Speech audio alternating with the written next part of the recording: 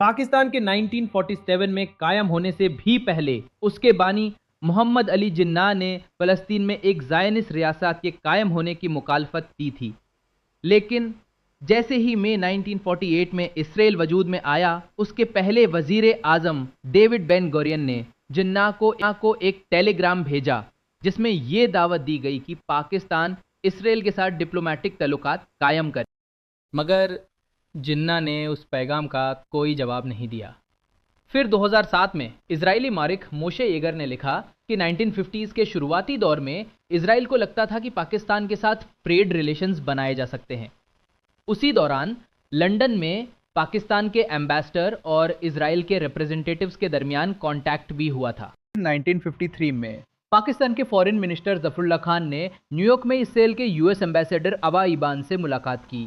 येगार के मुताबिक जफरुल्लाह ने इबान को बताया कि पाकिस्तान में पैलेस्टीनियंस के लिए बहुत ज़्यादा सपोर्ट है और इस वजह से उसके मुल्क के लिए इसराइल के साथ किसी भी डिप्लोमेटिक टाइज बनाना लगभग नामुमकिन होगा। येगार के कहने के मुताबिक जफरुल्लाह ने यह भी कहा कि उन पर एक्सट्रीमिस्ट का प्रेशर भी है। इस बात से येगर ने यह कंक्लूजन निकाला कि जफरुल्लाह का मतलब इस्लामिस्ट ग्रुप से था, लेकिन यह कंक्लूजन शायद सही नहीं था क्योंकि 1970s तक पाकिस्तान में इसराइल के खिलाफ जो स्ट्रॉन्गेस्ट फीलिंग थी वो लेफ्टिस्ट ग्रुप्स में पाई जाती थी।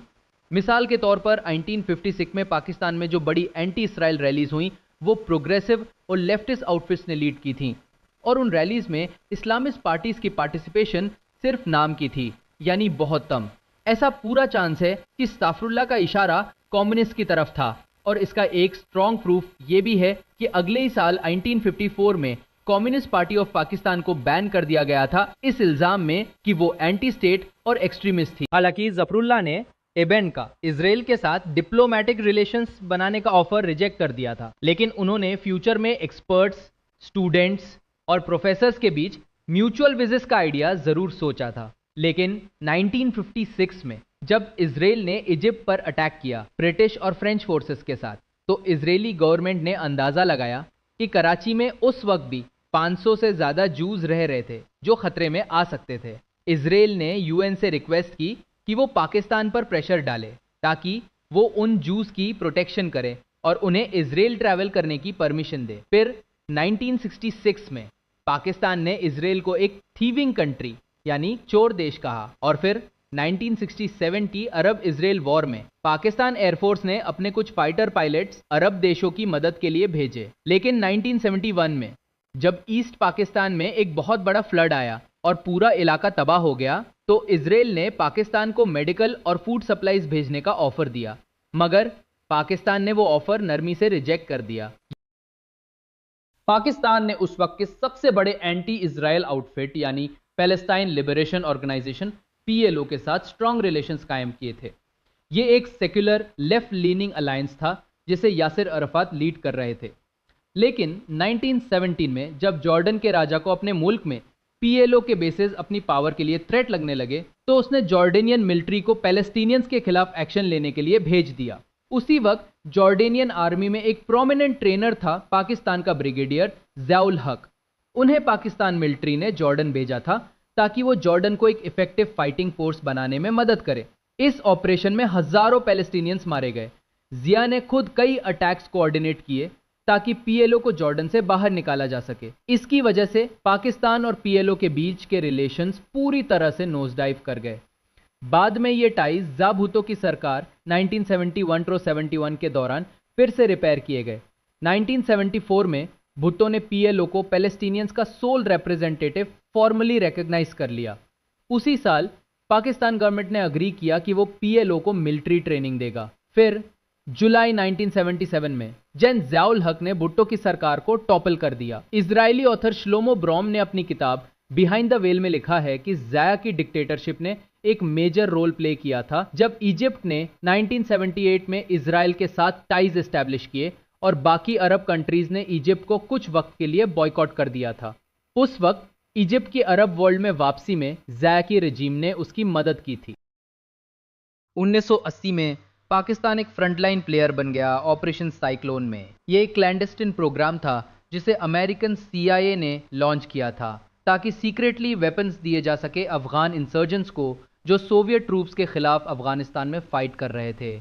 इस काम को करने का एक तरीका ये था कि इजराइल से आर्म्स भेजे जाते थे जिया रजीम को, और फिर वो आर्म्स इंसर्जेंट्स को हैंड ओवर कर दिए जाते थे। जो आर्म्स इजराइल ने भेजे वो ज़्यादातर वो थे जो उन्होंने पीएलओ से कैप्चर किए थे। अमेरिकन जर्नलिस्ट जॉर्ज क्राइल ने अपनी किताब चार्ली विल्सन्स वॉर में लिखा कि जिया की डिक्टेटरशिप ने अफगान इंसर्जेंसी के दौरान इजराइल के साथ क्लोजली लेकिन सीक्रेटली काम किया। इसलिए कोई ताज्जुब नहीं कि 1986 में जिया ने पीएलओ को ये एडवाइस दी कि वो इजराइल को रिकग्नाइज करे।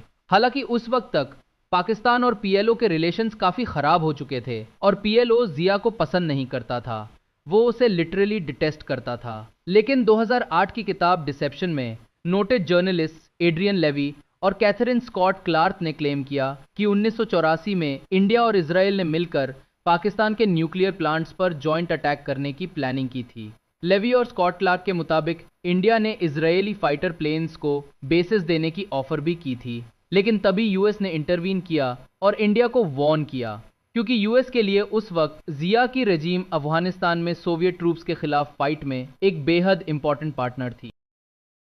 मुमकिन है कि पाकिस्तान के पास उस वक्त तक ऑलरेडी न्यूक्लियर वेपन्स मौजूद थे। अगर वो प्लान्ड अटैक हो जाता तो पूरा रीजन इंक्लूडिंग इजराइल एक बेहद डेंजरस न्यूक्लियर कॉन्फ्लिक्ट में चला जाता, और स्ट्रॉन्ग चांसेस ये भी थे कि इजराइल के पास भी न्यूक्लियर वेपन्स थे। फिर जब जिया का डिमाइस हुआ 1988 में, तो प्राइम मिनिस्टर बेनजीर भुट्टो ने पाकिस्तान और पीएलओ के बीच टाइज को फिर से रिस्टोर किया। 1990s में पाकिस्तान ने पीएलओ और इजराइल के बीच होने वाली टॉक्स को एक्टिवली एनकरेज किया, जब पीएलओ ने ऑफिशियली इजराइल को रिकॉग्नाइज कर लिया।